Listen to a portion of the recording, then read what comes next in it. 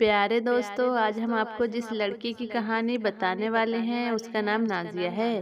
प्यारे इस्लामिक दोस्तों, वीडियो में बोले गए नाम हमने बदल दिए हैं। नाजिया बहन अपनी कहानी बयान करती है। वो कहती है, मेरी शादी एक अनपढ़ आदमी से हो गई, जबकि मैं पढ़ी लिखी हूँ। मेरा ख्वाब था कि मेरी जिससे भी शादी हो वो पढ़ा लिखा हो, अच्छा कमाने वाला हो। लेकिन पता नहीं किस्मत मुझे कहाँ लेकर गई। कुछ मजबूरियों की वजह से साहिल नाम के अनपढ़ गंवार लड़के से मेरी शादी कर दी गई। साहिल से मुझे घिन आती थी, बदबू आती थी। पता नहीं क्या काम करता था, शायद उसका काम अच्छा नहीं था और मैं हमेशा अल्लाह के सामने रो रो कर दुआएं करती थी, या अल्लाह, या तो साहिल को मार दे या किसी तरीके से इससे मेरा पीछा छुड़ा दे। मैं उसे हमेशा कभी जाहिल तो कभी अनपढ़ कहती, उसे बार बार बेइज्जत करती, उस पर गुस्सा करती। लेकिन साहिल मुझे प्यार से समझाता था और कभी चुप हो जाता था। कभी गुस्से में बाहर से बाहर चला जा कभी गुस्से में घर से बाहर चला जाता था। एक बार तो ऐसा हो गया कि मैं उससे ज़बरदस्ती झगड़ा करके अम्मी अब्बू के पास चली गई और ज़िद करने लगी कि मुझे साहिल से तलाक चाहिए। मुझे अम्मी और अब्बू ने समझाया कि बेटा वो बहुत अच्छा लड़का है, साहिल में क्या कमी है, बस वो पढ़ा लिखा नहीं है, अनपढ़ है, बाकी उसमें क्या खराबी है। वालिदैन ने मुझे समझाया, लेकिन मैं तो तलाक लेना चाहती थी। इसलिए मैंने झूठ बोल दिया कि साहिल मुझे खर्चा नहीं देता। फौरन अम्मी और अब्बू ने साहिल को घर बुला लिया। अब साहिल मेरे सामने बैठा था, अम्मी और अब्बू भी सामने थे। मेरे अब्बू ने उससे पूछा, ये हम क्या सुन रहे हैं, क्या बात है? तो साहिल ने कहा, मैं जो भी कमा कर लाता हूँ सारा खर्च निकाल कर जो भी बच जाता है तो नाजिया के हाथ पर रख देता हूँ। नाजिया बताती है कि जब साहिल हमारे घर आया था उस वक्त घर में मेरे चाचा, ताया, अम्मी अब्बू और दूसरे रिश्तेदार भी मौजूद थे।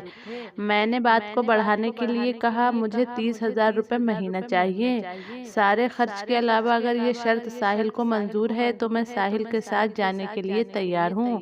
मुझे मालूम था कि साहिल 30,000 के लिए कभी भी राजी नहीं होगा। साहिल ने जब ये सुना तो वो खामोश हो गया और सर झुकाकर बैठ गया। वो थोड़ा खामोश रहा, फिर मेरी तरफ देखने लगा। फिर सबको देखने के बाद उसने लंबी सांस ली और बोला, ठीक है, मैं सारे खर्च के अलावा नाजिया को 30,000 रुपये महीना दूंगा, यानी घर का खर्च अलग दूंगा और 30,000 रुपये महीना नाजिया के खर्च के लिए अलग दूंगा। मैं तो हैरान रह गई और दिल ही दिल में गाली देने लगी कि कमीने, तू इस बात को भी मान गया। अच्छा, अब देख, मैं तेरा जीना हराम कर दूंगी। अब मेरे पास कोई रास्ता नहीं बचा, इसलिए मैं साहिल के साथ चली गई। मैं साहिल से अक्सर पूछा करती थी कि तुम काम क्या करते हो, तो वो कहता था कि मैं सरकारी ऑफिस में काम करता हूँ। इससे ज़्यादा न मैंने कभी उससे पूछा और न उसने मुझे कभी बताया। खैर, मुझे साहिल हर महीने 30,000 रुपये देने लगा। मेरा ये आइडिया तो फ्लॉप हो गया। वो बार बार मुझे 30,000 रुपये लाकर देता था। फिर मैंने एक दिन नया आइडिया सोचा। मैंने उसे कहा, साहिल, मुझे नया आईफोन चाहिए।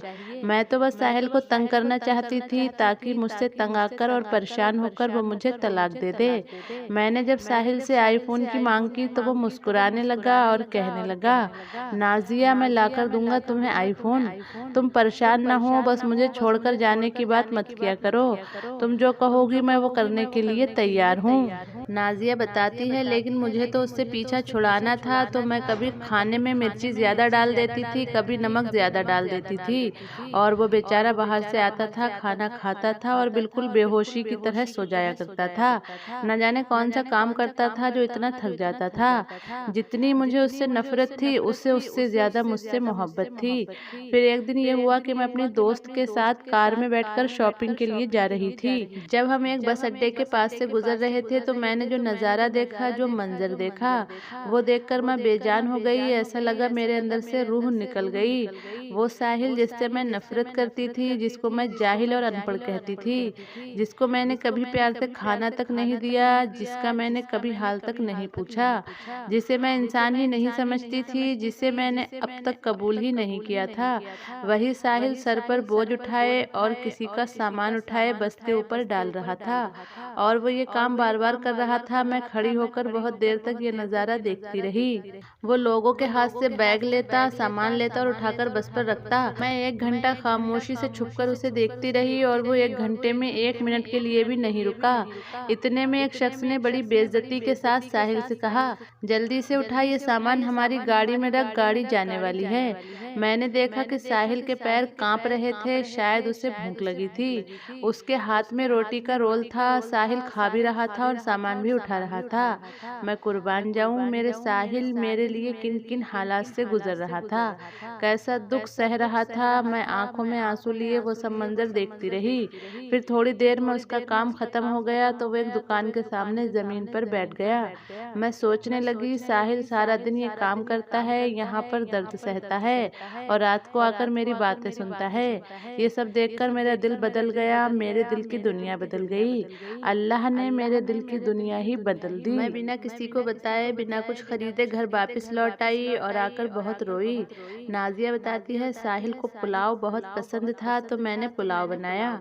रात को साहिल घर आया, मैं कभी उसे खाना नहीं देती थी, वो खुद खाना गर्म करके खाता था। वो घर आया, मुझे सलाम किया और किचन में चला गया। किचन में जाकर बोलने लगा, नाजिया आज तो तुमने कमाल कर दिया।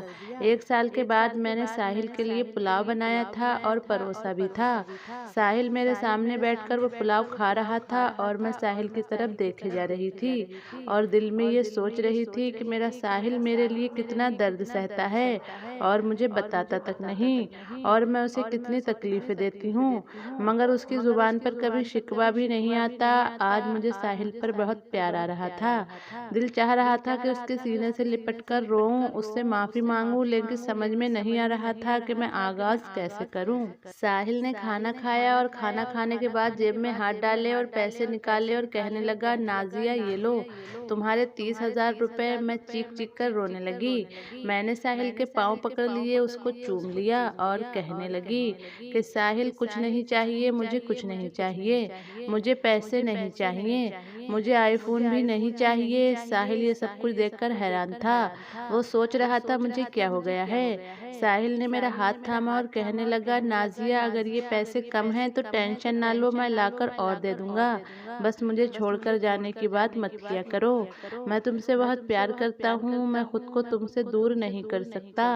मैं जल्दी से साहिल के सीने से लग गई और आज मुझे न कोई आईफोन चाहिए था और न मुझे 30,000 रुपए चाहिए थे, न मुझे कोई बड़ा घर चाहिए था, न कोई बड़ी गाड़ी चाहिए थी। आगे वो बहन कहती हैं कि हम औरतें अपने शौहर से कैसे मुंह फाड़कर कह देती हैं कि जब खिला नहीं सकते तो शादी क्यों की, जब मेरी डिमांड को पूरा नहीं कर सकते तो मुझसे शादी क्यों की। झगड़े और ताने देना शुरू कर देती हैं। कभी अपने शौहर का वो चेहरा भी देखना जो मैंने अपने साहिल का देखा था। तो मेरे प्यारे इस्लामिक दोस्तों, इस कहानी में समझने वालों के लिए बड़ा सबक है। तो आपको ये वीडियो कैसी लगी कमेंट में ज़रूर बताइएगा।